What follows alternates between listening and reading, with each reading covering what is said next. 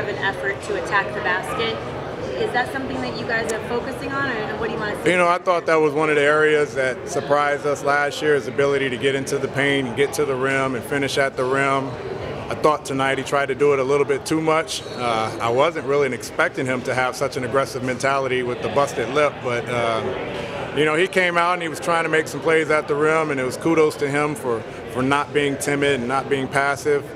But it's an area we want him to be in. He's an athlete, and he's got length and size, so anytime he can get down into the paint, the next wave is for him to start being able to make plays where it's not just at the rim over length, but maybe find guys behind the three-point line. Do you know anything more about Melo tonight?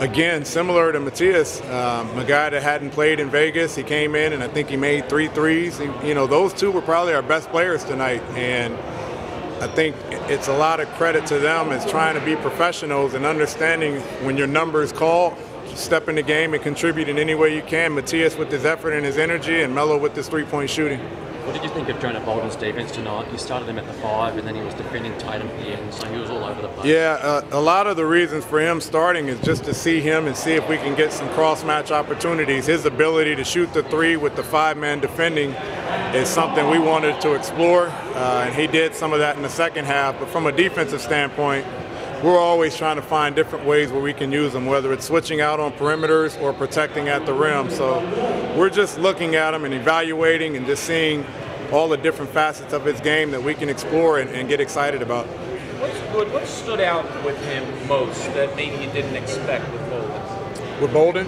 Yeah. I think the effort defensively. You know, I thought early in Utah he had a couple chase down blocks.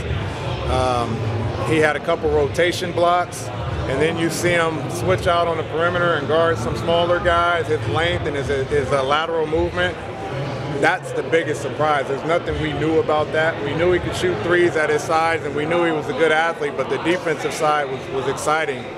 It's really good to see that he can play both the 4 and the 5, because now as a 5, he's a stretch 5, and that's a different position and skill set in the NBA. Coach, how do you think losing Markelle for some league has affected Furkan? Obviously, he's had to create a lot more shots for himself. Do you think that's sort of been like a negative for him? He's not really getting into the moment? No, I don't think so. I mean, these guys have all played together. I don't know how many minutes both Furkan and Markelle played together in Utah, but you know, as Furkan's trying to establish himself, it's more about just understanding the game. I don't think it's a direct correlation with who's on the floor with him and who's not. I don't know if I just saw one play, but did you guys give Furkan more of a chance to initiate some stuff in tonight's game? A little bit earlier, there's some second side action. You know, again, it's trying to find ways to use him. When he's not involved, he kind of gets lost, and that's on us as coaches to put him in positions where he can have the basketball and make plays. And through the flow of the game, I thought he did early, and I thought he kind of drifted later in the game. What do you want to see from Matthias and the rest of Summer League? You know, we're going to just keep evaluating and balancing it out. Matthias now has to follow up what he did tonight. Provide the same energy, stay within himself.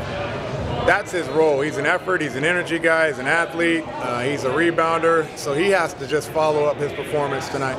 You said he had 6 deflections in the first half. How many did he have overall? I didn't get a chance to check. We normally yell him out after every timeout, so we didn't get to clean it up at the end of the game. But we target 40 per game, so for any individual to have 6 in the first half alone, that's a high number. Rob Covington has led us all year, led the NBA pretty much all year.